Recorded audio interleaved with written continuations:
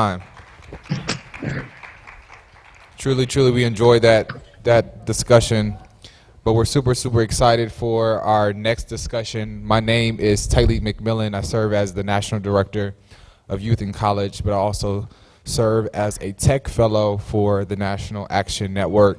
And we understand that in this pandemic, we have seen an extreme attack and a disproportion, in particularly in communities of color, when it comes to broadband or internet access. And we're so excited to have this conversation of some of our nation's leaders around the country who was really leading the fight.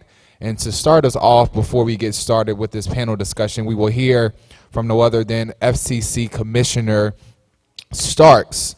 And for those who don't know, the FCC handles some of our nation's communications infrastructure, which is so important. So we'll hear a few words from Commissioner Starks. Thank you, Reverend Sharpton and National Action Network, for inviting me to speak with you all today in celebration of NAN's 30th anniversary in the fight for justice. Your leadership cuts across many different and intersecting policy areas, including pressing telecommunications and tech policy issues. Today's session is properly titled Broadband Access, the Civil Right We Cannot Afford to Lose. To that I say, I could not agree more. This notion was first articulated by the late Congressman John Lewis, who said, and I quote, "Access to the internet is the civil rights issue of the 21st century," close quote. For millions of Americans across this country, the barrier to full participation in this digital age is access to an affordable broadband connection. Black people and other people of color in America are still, by a wide margin, significantly less likely to have a home broadband connection than their counterparts. This simply cannot stand.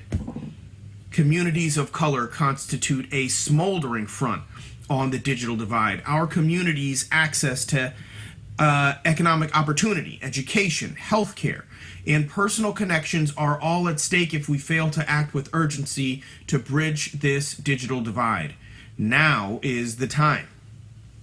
NAACP President Derek Johnson and I recently published an op-ed where we highlighted how the digital divide is inextricably linked to economic opportunity. It is clear that access to affordable, reliable broadband will be a critical element of how we build back our economy for those searching for jobs or seeking out opportunities to gain new skills for those jobs of the future and our future economy. Additionally, as businesses owned by people of color struggle to stay afloat during this time of uncertainty, broadband is needed to help these companies, pillars of black neighborhoods across this nation, respond to a moment that is increasingly dependent on online services. We must also focus on ensuring that our youngest learners can thrive in a remote learning environment. According to reports, black students may fall, on average, 10.3 months behind in their schoolwork, and low-income students have the potential to fall behind by more than a year. I recently met with a number of middle school students from the Brenda Scott Academy in Detroit, Michigan. They shared their dreams with me, but they also spoke candidly about both the successes and challenges of their experiences with online learning during this public health crisis. One 8th grader said plainly to me that she needed a better internet. I could not agree more. This pandemic has shown us that we also need a better internet to access healthcare from our homes. We have seen ample evidence that telehealth has made an enormous difference in our nation's pandemic response, particularly for low-income Americans. Telehealth increases patients' access to specialists, including critically mental health providers. Telehealth can further mitigate challenges like travel and health conditions that keep people from seeing doctors and will reduce costs. Telehealth is here to stay. The benefits of those services can only be seen if households have access to that home broadband connection they need. Lastly, and this cannot be stated enough, broadband allows us to build and nourish those bonds with family and friends and members of our community both near and far. Holidays, pre-K graduations, birthday celebrations have all moved online. And like many, my family has moved to attending church services online. Zoom church is what my 5-year-old likes to call it. But there's more. Without internet access, folks cannot take advantage of online voter registration in 40 states and DC or request mail-in ballots online. These issues go to the core of our civic participation. I am glad to say that help is on the way for our low-income Americans who are struggling during this economic crisis as well.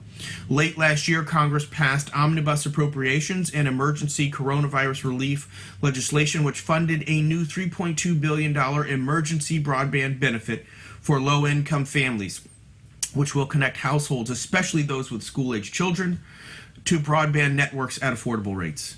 Broadband providers will be reimbursed up to $50 each month per low-income household they serve, and reimbursed up to $100 for providing that household with a connected device, like a computer or tablet, if the household also contributes to that device. We need everyone's help to ensure we get the word out so that this program can penetrate deeply into our community. If we're successful, the emergency broadband benefit will reach more disconnected, low-income people and households of color than any previous FCC effort to close the digital divide. And with that, let me wrap up. This pandemic has presented us with an unparalleled opportunity to fight for equity and justice. I'm hopeful that we will look back at this moment, this very moment, and be reminded that this was the turning point in making real the process of bridging the digital divide and the opportunity divide. Thank you again, Reverend Sharpton and National Action Network team. I look forward to the rest of today's conversation. Thank you. Good morning to you all. My name is Pastor Steffi Bartley. I serve as the director of NAN Newark Tech World in Newark, New Jersey. Also, I am the Northeast Regional Director for the National Action Network. And I'm so excited that after we just heard that opening remarks, how important it is for us to understand that the National Action Network wants to lead the front in making sure that we're bridging this digital divide. I'm so honored to have this privilege under the leadership of Reverend Dr. Al Sharpton, who says to us in so many ways, no justice, no peace. And as we know, our people are losing out on bridging this digital divide. And so that's why we've set up a NAN Tech Center in the city of Newark and in Harlem, New York, and we're coming to Brooklyn and to the Bronx and across the country to make sure that our people are not left out. I'm so honored for this opportunity, and as we're seeing, it is so clear there is a broadband emergency. You know, we're seeing what COVID-19 has done to our world and our community.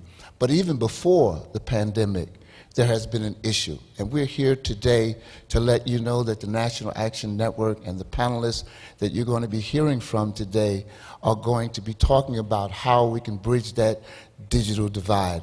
For all of you that are listening, for all of you that are here, I want you to know that the National Action Network, as always, we're going to be leading this front, and we want you to know that we're coming to your neighborhood. We want to make sure that all of our young people, our older people, those that are coming out of prison, that they have access to the internet. And so I just want to welcome all of our panelists that are here today, because we know that we're in a crisis. But we're here making sure that you're aware of what the National Action Network is doing along with its partners. We know there is a lack of broadband impact in our community, and the ability to access this is hurting those who are trying to further their education, those that are trying to do things that they cannot, as we heard from our opening remarks. And we want you to know that this tool is so vitally important that we want you to be a part of it and take advantage of it. And so with saying that, I want to welcome all of our panelists that are here with us today. And when we talking about this, and after listening to our opening remarks from Mr. Stack, I want to ask that each one of them introduce themselves and tell us their field and their organization that they are part of.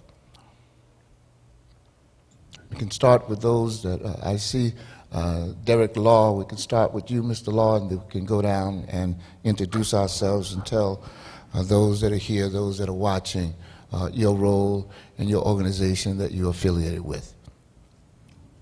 Well, thank you very much, Pastor Steffi Bartley. It's an honor to be on this panel.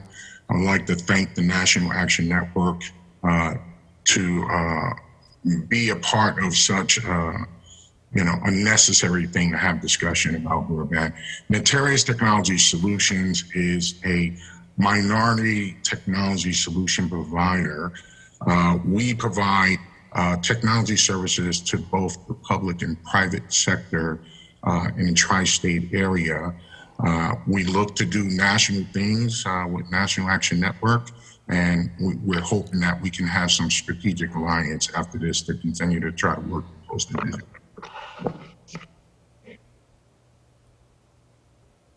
Kearney? Yeah, absolutely. So wonderful to be here. Tyleek, thank you so much for the invitation to participate in this panel and for organizing it. It was wonderful to hear from FCC Commissioner Starks. My name is Antonio, or Tony Williams. I work for Comcast NBC Universal as Executive Director of External Affairs.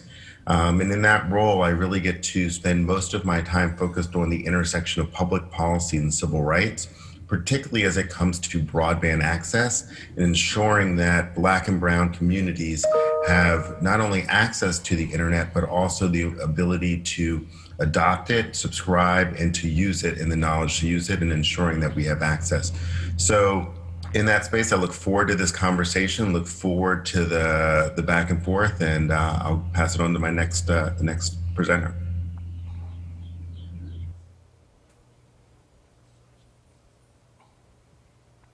Kearney? My name is Kema Dennis Morial, and I am Director of Public Affairs for External and Legislative Affairs in the Multicultural segment at AT&T. In my role, I manage relationships and engagements with national third-party stakeholders, which include civil rights and advocacy groups, as well as trade associations. And right now, we are especially focused on expanding broadband for communities, social justice, and equity issues. Thank you so much to NAN for convening this important conversation that we know now more than ever is crucial that we address. Taisha?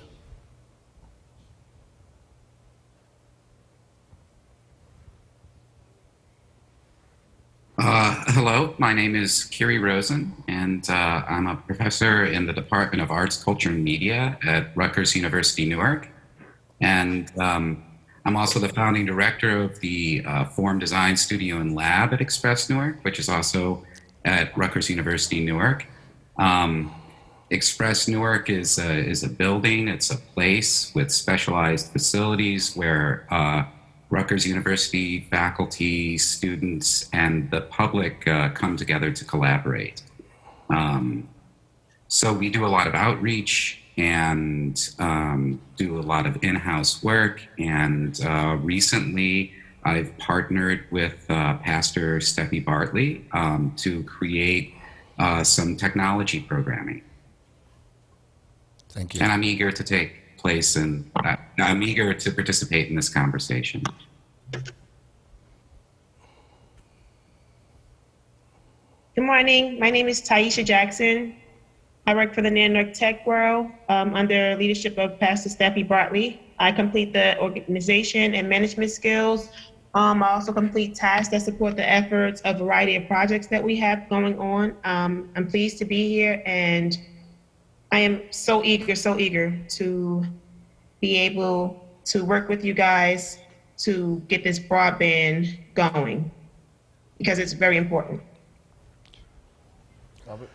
Hi, I'm Robert Bush with National Action Network, Las Vegas chapter president. And I want to thank Reverend Sharpton for this very important conversation where the richest country in the world still does not provide internet access to more than 2/3 of our school-age children. Again, my name is Tylee McMillan. I have the honor of serving as a a tech fellow for the organization, working under the leadership of Reverend Sharpton, and of course our Washington, D.C. Bureau Chief Ebony Riley, where I help to help push as we're talking these issues of tech and technology, and also serving as the National Director of Youth and College, but excited to have this discussion with this amazing panel. Is Camille on? She's bringing remarks after. She's coming after. Okay. Yeah. Oh, she's coming. She's coming up. No, you can go ahead. No, you can go ahead. All right. So, thank you all for that introduction, and we're so delighted to have you all participate once again. As we know, many of you have participated in the Keep America Connected, which was hosted last year, National Action Network, and the companies that were a part of it. But there's still nearly over 17 million children across America that are still disconnected and from the online learning because the internet access is just not available. And that's what we need to discuss, that's what we need to focus on. And so what I would like to propose a question to the panel is what steps, what role your company is going to be taking in support of us making sure that we're bridging this digital divide? Sure. Well, since it's the question really talks about companies, let me start, and hopefully the other companies that are participating here can then follow on as well and build off it. I think it's really helpful, but even before we get into exactly what the company is doing, just to sort of level set about exactly what we're talking about when we talk about the digital divide, because sometimes we treat in order to figure out what the solution is, in order to figure out what the remedy is, you have to diagnose the problem first, right? My wife's a medical doctor, and you always have to understand what the heart of the concern is for the patient. And so when we talk about the digital divide in this country, we're really talking about two things. We're talking about a deployment gap, and we're talking about an adoption gap. And the deployment gap is about, depending on what you're looking at, somewhere between 4 to 7% of all of the people, of Americans do not have broadband that goes in front of their door, right? So you have this gap of folks, primarily rural. When we talk about African Americans, very much talking about the rural Black South in particular, who do not have broadband deployed to their homes. On the flip side of that, you have the adoption gap, and this is one that I know Nan is extremely familiar with. It's one that afflicts almost 5 times as many Americans as the deployment gap. And that is about folks who have high-speed broadband in front of their door, but who do not adopt for a variety of reasons, principal among which is affordability. We should make I've heard it in other parts and other panels of the NAN conference, but it's important that we also recognize here, we live in an age of extreme income inequality. And for many low-income households, any additional cost is unaffordable. You look at the stats and it'll tell you that the majority of people who do not adopt broadband, 80% plus of them, their households earn less than $40,000 a year. And so when you think about a family of 4, which is generally what you estimate a household to be on $40,000 a year, there should be no surprise that there is a struggle to afford any new cost. And it's something that our country has to really look at and look at itself in the mirror about how are we lifting up folks. But in the broadband context, what that means is that we've really, as a company, have really focused on that adoption question and how do we confront that. We've done that in 3 different ways. The first way is we created a low-income broadband product called Internet Essentials. It's the largest low-income broadband adoption program in the country, largest non-state sponsored broadband adoption program in the world. We've connected over 8 million low-income households to the internet and to broadband for the first time.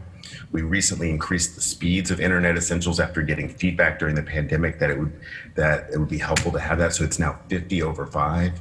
So it's so you can get really robust broadband for under $10 a month. In addition to getting that, as part of this program, we also recognized that devices were a challenge. So we subsidized the cost of a computer, so families have access to a computing device for under $150 a month. And we've worked with organizations such as NAN to do digital literacy training. So we've supported NAN Tech World and their efforts, but we've also partnered with other community-based organizations from NDIA to National Urban League to LULAC, who are really working on the ground to ensure that folks understand how these programs, understand how they can sign up and take advantage of them, and understand what's possible. But also to get feedback to understand how our service is working in these areas and how and in these households so that we can continue to improve it.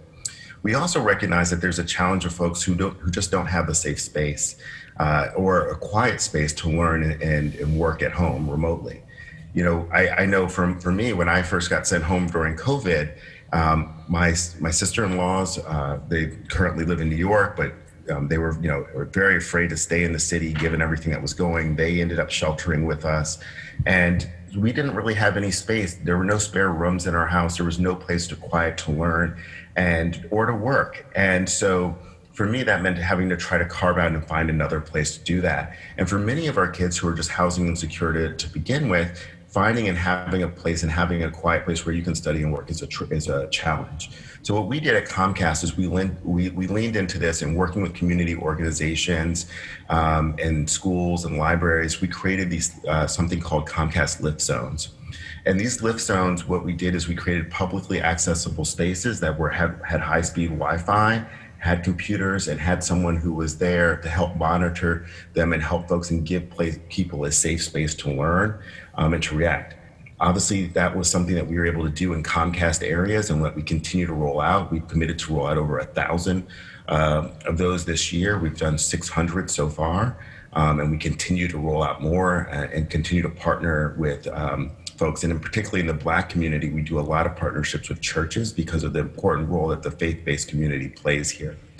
And the last thing that I'll mention is that we really leaned in and we partnered with school districts, foundations, community, cities, community partners, and really what you really saw is a really step up from Black mayors. So starting with Chicago, San Francisco, Atlanta, DC were some of the first cities, PG County, Maryland were some of the first cities where we really worked together when we saw what was coming and what COVID challenge it would present. And what we were able to do is make the internet cost zero and reduce the cost to zero for public school students from low-income households and families. And so we call it the Internet Essentials Partnership Program. You know, we did it in our hometown of Philadelphia as well. So really, across our footprint, we've actively worked to partner with public society, government, schools, others to make sure that cost was not a challenge in Comcast areas for families to get connected. So that's how we've leaned into this space, but I also think it provides a good roadmap for how we should go forward. I think folks will talk about it later, but the federal government recently passed and is about to launch an emergency broadband benefit program. It'll provide up to a $50 subsidy for any low-income family to afford for broadband. And I think that model really provides and leans into a good way that we can help try to overcome this affordability challenge and make sure households are connected long-term. Yeah, Kema here. So I'll go next. So AT&T just announced this week a $2 billion commitment over 3 years to help bridge the digital divide and narrow the homework gap. And this isn't something that we just started. It builds on the company's contribution of $1 billion over the last 3 years toward helping the nation's most vulnerable communities. So we've taken action to support students, families, and educators by providing connected devices and hotspots for schools and universities across the country. For us, providing these devices and connectivity was a simple solution to quickly address the homework gap before it grew into a broader achievement gap. It's important to note, however, that the homework gap and COVID learning gap fall especially hard on low-income students and communities of color. And although all students are suffering some learning loss during COVID, a study found that students of color could be 6 to 12 months behind, compared with 4 to 8 months for white students. And so in order to support remote learning during the pandemic, we have connected nearly 400,000 students and teachers across 44 states with agile mobile connectivity since March 2020. And this isn't new for AT&T. Supporting students and educators has been an ongoing mission for us. Over the last 12 years, through our Aspire program, we have invested over $600 million to bolster educational programs in under-resourced schools and communities. And most recently, we announced together that with Warner Media, we are developing a digital learning platform that will deliver high quality educational content and curriculum everywhere today's connected students learn, in the classroom, at home, and in the community. And in collaboration with our employees and local organizations, we're launching 20 AT&T Connected Learning Centers this year. These connected learning centers will be in traditionally underserved neighborhoods where residents face barriers to connectivity. We will also participate in the FCC's Emergency Broadband Benefit Program to help eligible customers temporarily reduce their broadband costs.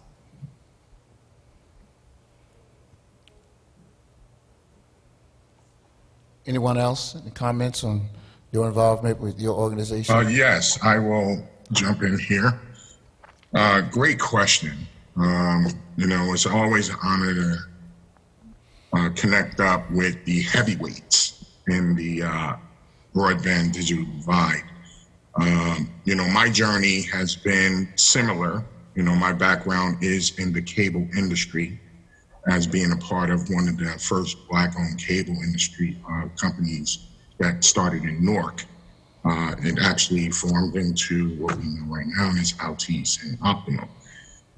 So through this journey, being in corporate America 25 years ago, seeing that there was a need for broadband and internet.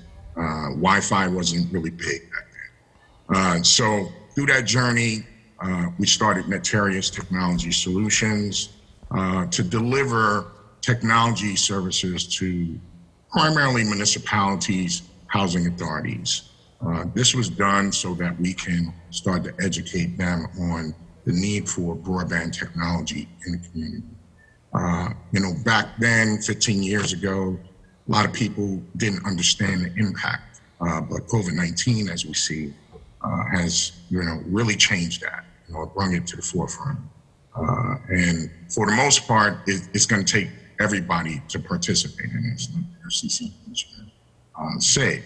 When we look at delivering broadband services and over the COVID-19, we've worked with several organizations, North Tech World, as well as various housing authorities and municipalities that deploy emergency alert solutions to communicate with the residents within their buildings or within their towns, because a lot of them did not have internet services, or the internet services was lagging, or they had issues, or they didn't have a device.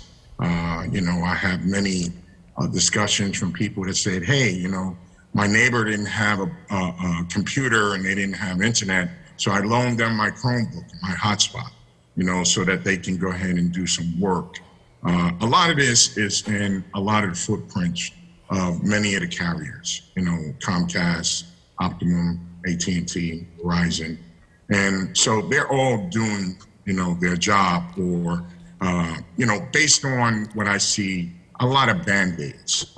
For example, the EBB program. I'm excited about the EBB program, but not only from the floors, when I look at it, the EBB program have issues and complications based on it runs out of money. So people get excited and they want to sign up, and all these carriers start to offer it. And then eventually what happens is there's no more funds. And then it's a Band-Aid, although it is good.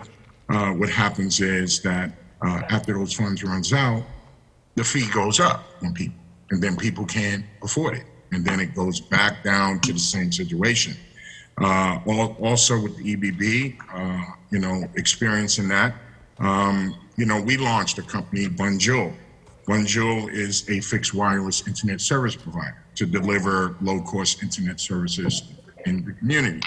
When we launched BROADBAND, we wanted to pretty much be able to offer low-cost internet services in the community alongside the other carriers to give additional options. As a minority-owned company, we own a technology infrastructure company that knows how to build out, fiber, wireless, to the edge, to the home, to the building as well, because we worked in that industry. So although the big service providers are doing what they can do to close the digital divide, it's not enough. Even things that and initiatives that are in play right now. More so with Nan Tech World being in a position to be in a community and help the community, like Pastor Steffi Bartley and Reverend Al have taken up that mantle over years ago. We still need to get involved to the point of delivering services to the community, delivering devices to the community. And so that's where BROADBAND started. It launched last month. And just from last month of launching, we've gotten 1,000 inquiries for the low-cost internet services. And so that's in the footprint of most of the service providers. So that tells you something. If these programs are out there, which they are, a lot of people don't know about it based on education. A lot of people that do know about the EBB program, they say that it's very complicated to navigate, okay? And a lot of service providers have taken it upon themselves to try to make it easier for people to navigate and sign up. So one of the things, finally, as a minority-owned service provider, a lot of times those programs that supplement that internet services for those low-income households, the smaller service providers are not able to participate in that. There are different roadblocks that stop that from happening. So we then have to fund it ourselves or partner up with, organizations like Nan Tech World and various housing authorities like Connect Home, as well as with the CARES Act funds that's coming down the pipe, and with the broadband infrastructure funding to do innovative financing, to help, families and communities that need it. So I look forward to, coming up with more creative options, with the panelists that's on board and see how we can continue to fight. Thank you. I'd like to piggyback on that, if I may, because one of the things that the Government Accountability Office said was that the digital divide is mainly based on affordability. And if there are programs out there and we don't know about it and we don't have access to those programs, then we can't do better. Our people will do better when they know better. We always do better when we know better. And so I would call on the government through HUD and through other programs to have a campaign that allows our people to know about the different programs that are out there through different companies. I would also call on the government to make cable companies, and I don't know, the gentleman from Comcast can tell me if I'm on the right track, but to make cable companies available for Lifeline, because Lifeline has a program but that is normally reserved for phone companies that will allow more connectivity to lower income homes. And so I think that this is an issue that we need to galvanize throughout the country and make sure that we're asking the government for, and the FCC also. Normally the FCC and their programs, they focus on rural homes, or at least in the previous campaign, they focused on infrastructure and rural campaigns in red states, which to me makes it a political issue now. And the blue states, we still have a lot of our people that are not connected. I want to turn the page real quickly because I don't want to go over our time. As we listen to the broadband and the children, and I know that we've had outstanding relationship with AT&T, with Charter, Comcast, and others. The other question that I want to propose to the panel, and that is jobs. You know, as we talk about becoming, one of the things that we do at NAN Tech World, we do Cisco certification. Where an individual that does not have a high school diploma, that's looking for a job, as we know that the technology field is a whole nother conversation. Yes. And there's maybe 1% of people of color that having access to that employment. And part of that is because, as you just mentioned, is learning. One of the things that we did with the National Action Network under the leadership of Reverend Sharpton, because he challenged me about what are we doing in the community, those that are looking for employment, those that are just out on the street. And so one of the things that we did in National Action Network, the Tech Center, we came up with the Tech Bus. I'm from the era where we had the bookmobile. Well, we put together a techmobile where we would go right into the community, and those that didn't have that Wi-Fi, on our bus we had that hotspot, and they were able to access it. And then those that were looking for jobs, as I'm listening to, is always a cost affected to it. And one of the things that Reverend Sharpton does, and he always keep me mindful of, and that is, what are we doing for those that just don't have? You know, and so every class that we offer, and with Kearney, and with Derek and Taisha, the 3D printing, the virtual reality, the cybersecurity, all those courses are made available, and they're free. So one of the things that we don't have is a person saying to us, how much is this class? And we're automatically saying to them that here everything is free. You walk down the street, there are so many tech guys walking around that we don't even know. You know, Pastor Bartley has been viewed from my colleagues as the geek, the tech geek. What they don't understand is a good thing to be called the tech geek. Because we know how important it is for individuals to have access to the broadbanding and to be an IT specialist. And so we are looking for organizations such as yourself to help us in that, because there are so many, whether they come to the House of Justice, whether they're at one of our NAN Tech sites, they need to learn this skill so that they can be productive and earn a good living. A lot of the gentlemen that are coming out of prison, National Action Network, we also partner with the former governor, Jim McGreevey, and the reentry program. Individuals are getting off the bus after spending years in prison, have no idea how to turn a computer on, how to set up an email address, how to do the other things that are so vitally important. And what we want to challenge this panel and others is to help us bridge that gap as well. And so any one of you would like to comment on that, that would really be helpful for us as we're moving forward. I think, yeah, you I'm got it. sorry. You got it. Okay. I'll follow after you. Again, I'm an educator, so I teach at the college level. You know, I love what's being discussed about trying to get more people connected. It's never been more evident, you know, the digital divide than it has been over the past year.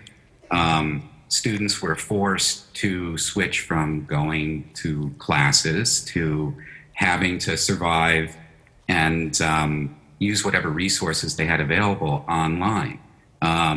It took a lot of patience as an instructor to make sure that everybody was getting the same level of education, even though some people had no problem connecting to class and doing assignments. Other people were using cell phones.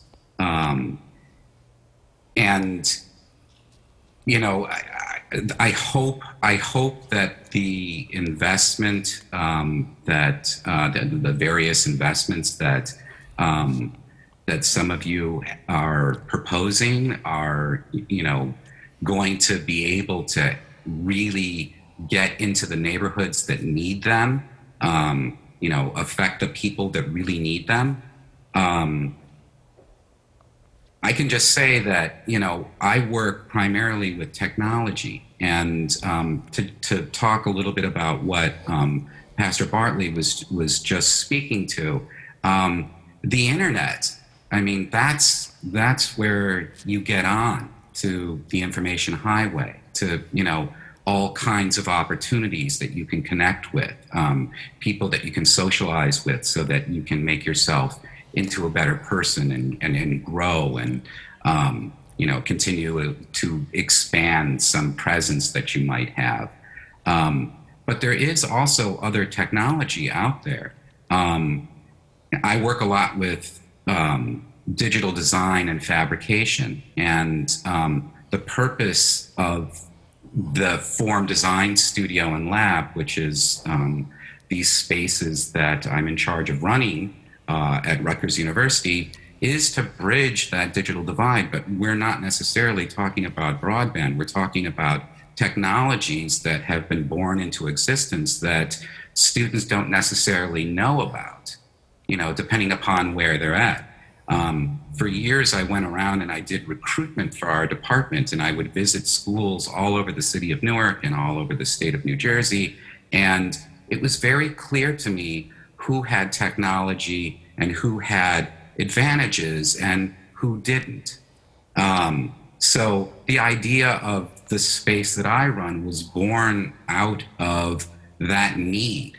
I need to show people, for instance, what's going on with 3D printing, when it comes to, the medical field, or something like fashion, or, I need to show people what's going on in the world with technology, because they don't always have the technology in front of them, and they don't often have the time to even talk about what exists in the realm of technology. So I'm super happy that there are people like Pastor Bartley who want to bring this, idea, that want to bring technology to the people that aren't able to access it any other way. Just touching on what you were saying, I think first, as you said, Pastor Bartley, about young people being introduced to technology at a young age. I think we find out most times, people aspire when they're growing up to be, firefighters, and I want to be the president, and I want to do these type of things. But most times, in communities, they're not introduced to technology, and they're not introduced to engineering and in the field of mathematics until late college. I know for me, when I was coming up in school, we didn't have classes as it related to graphic design or classes as it relate to IT. You didn't hear about coding until you were in your late stages of your high school career, or by the time you got to college. And I feel as though if we begin to introduce the younger generation to coding and to engineering at a younger age, then we will begin to see more black folks in tech and more black folks in these spaces, as you were saying, when it comes to jobs. I graduated from North Carolina A&T State University, and I say that at the mountaintop all the time, producing some of the world's best engineers, some of the world's best black engineers. But I feel as though if we begin to introduce that at an early stage, then we will begin to see more diversity in the tech field and more diversity as it comes in just in this space in general. And Talik, I would add to that, Pastor Bartley, that I started my career at 17 years old, and I've been in the tech space now for over 30 years. It has taken me around the world.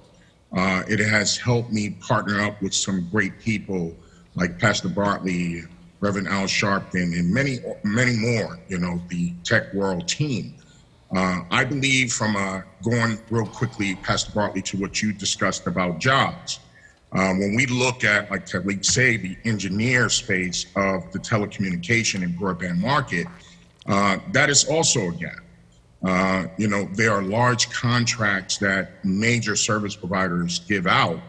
And what happens is, although they do provide jobs, some of those contracts should be given out to minority-owned service providers so that they can also continue to offer jobs, and in the partnerships with the community-based learning centers like Tech World and what their mission is, National Action Network, to do a national rollout of Tech World, to be able to do training such as 3D printing to produce products that can be sold by entrepreneurs, to be able to train engineers on how to build small cell sites and how to do outside fiber deployment, and be able to deploy fixed and broadband wireless and cellular technology.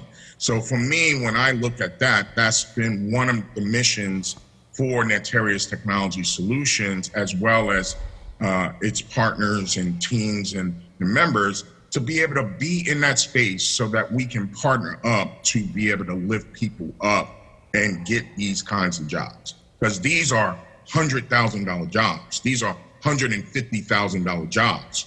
And these kinds of jobs are not really going to the segment of population. And that's the reason why Tech World does Cisco certification, because we need to get engineers certified in technology like that so that they can work for a Comcast, all right? So they can work for an AT&T, and so they can work for a Netarius Technology Solutions.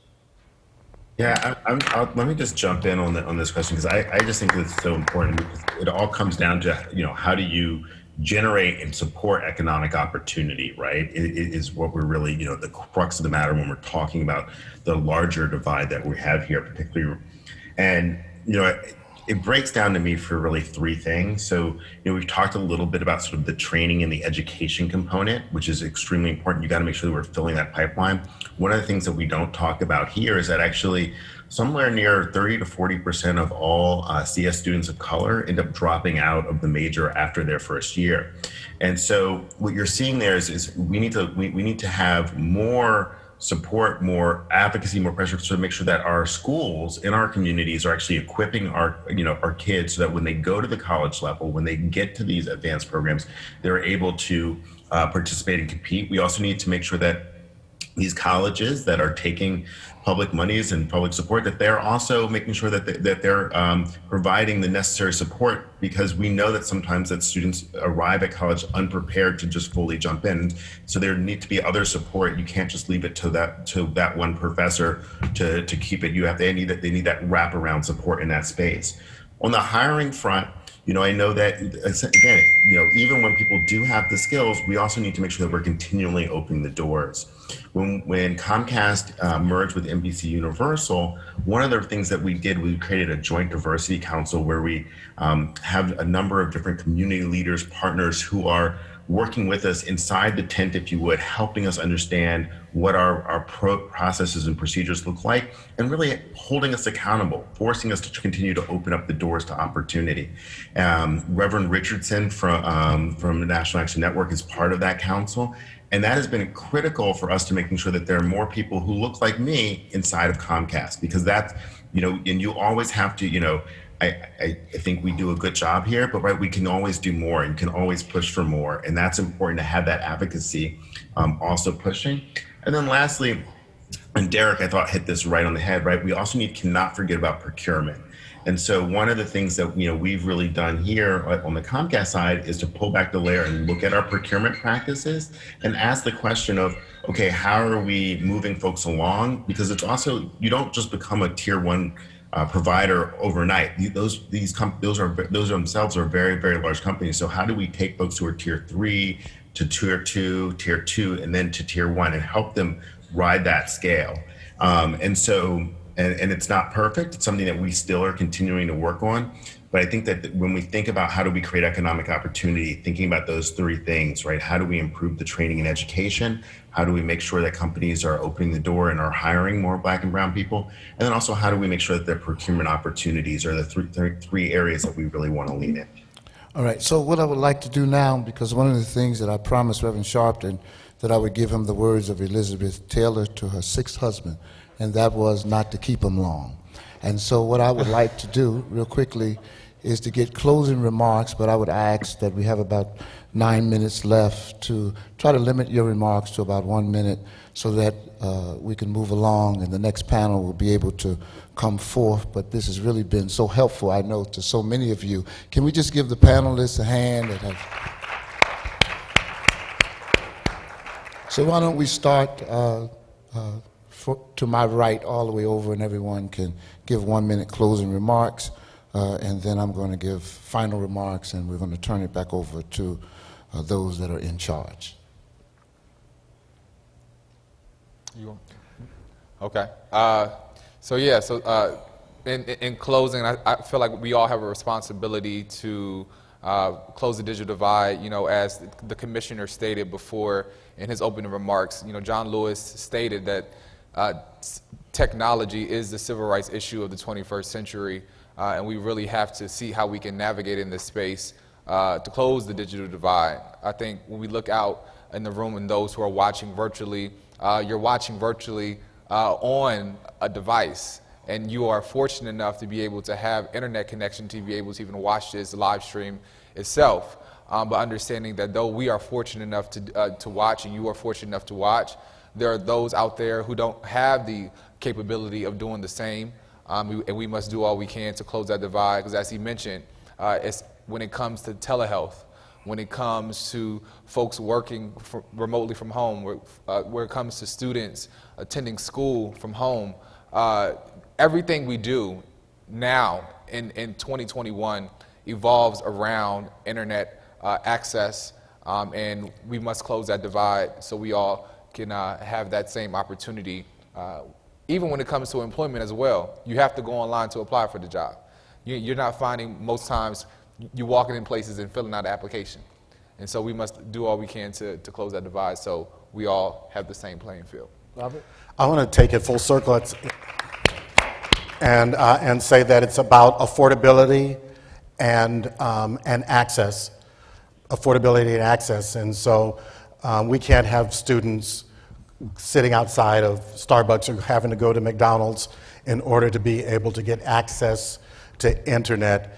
And it has to come from the top down. It has to start with the government, the Biden administration, and the FCC must do something about this. And then when they do have access to programs that are affordable for them, then those programs have to provide enough megabits per second in order for a family of 3 or 4 to be able to all get on. I'm have only 2 people in my house, and I run a lot of computers and electronics at one time, and sometimes at 200 megabits per second, I have trouble getting on.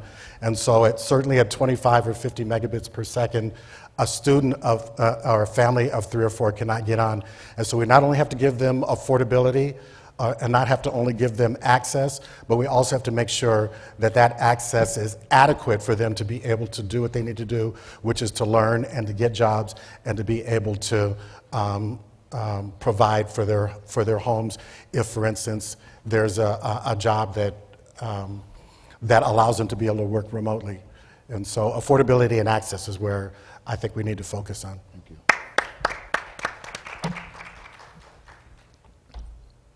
Anyone else before we have a closing? Anyone else? Sure. 1 minute. Sure.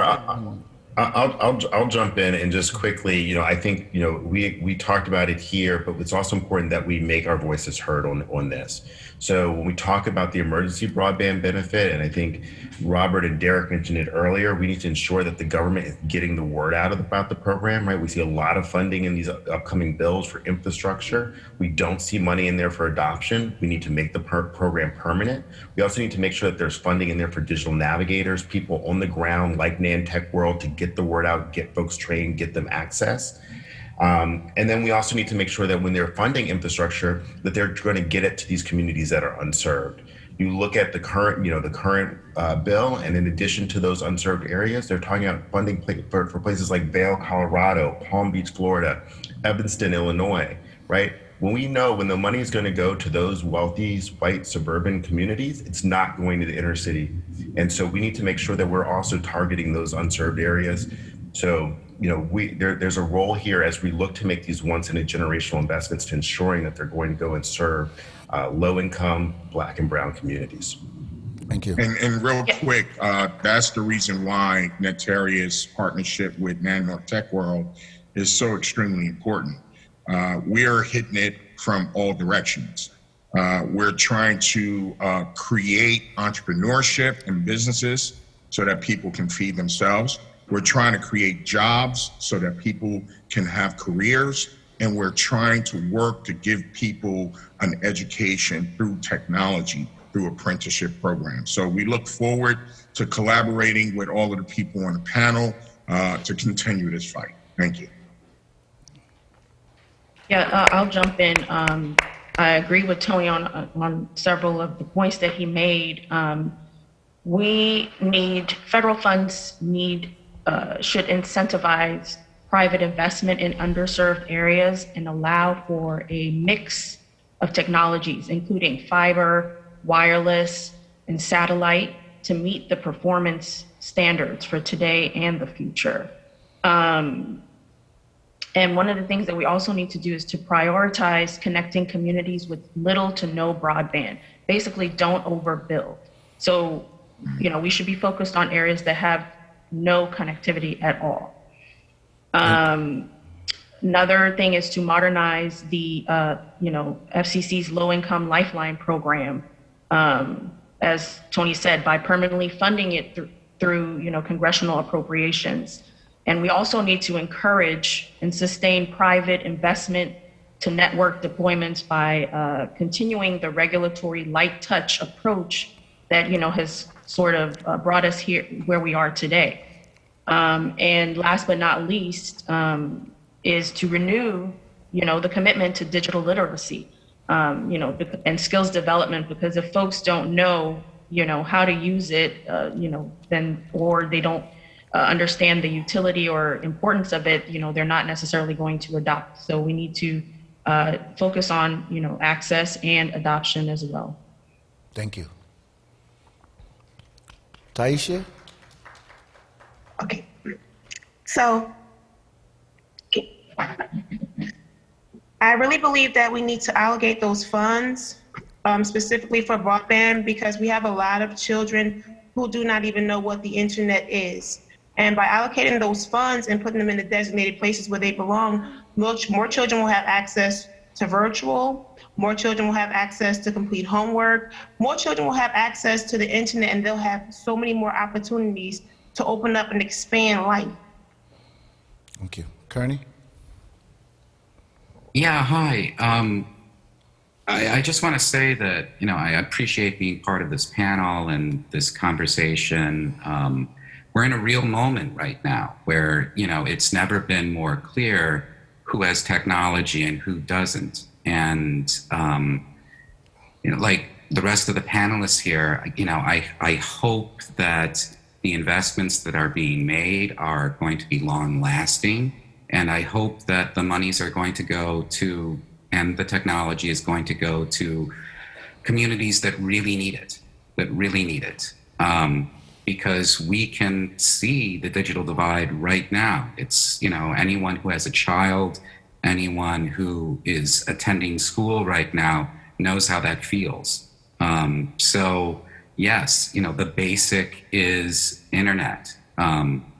And there's a lot of work that needs to be done in order for us to level the playing field so that everybody has the same kinds of opportunities.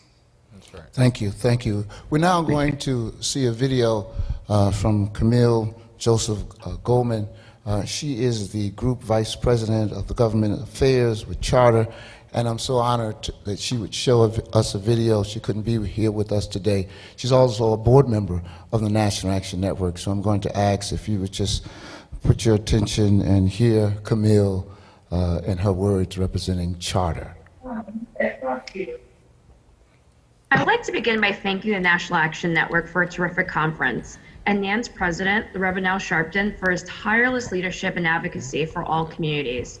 Good afternoon, everyone, and greetings to everyone who participated in today's technology panel. My name is Camille Joseph Goldman, and I'm proud to serve on the board of the National Action Network. It's no secret, high-speed internet has become an essential part of our lives and today's economy. It's how people do everything from homework, applying for jobs, and getting the news. But most importantly, during this past year, it's how our children attended school. It's how we all hear about our health safety measures. It's how we virtually hug our families and friends. And critically, it's how we got our appointments for the vaccines. But because internet access is essential for all we do, we need to ensure that it is available to all. In other words, we need to ensure that there's no digital divide. And if there is, we need to develop real policies that help us close it.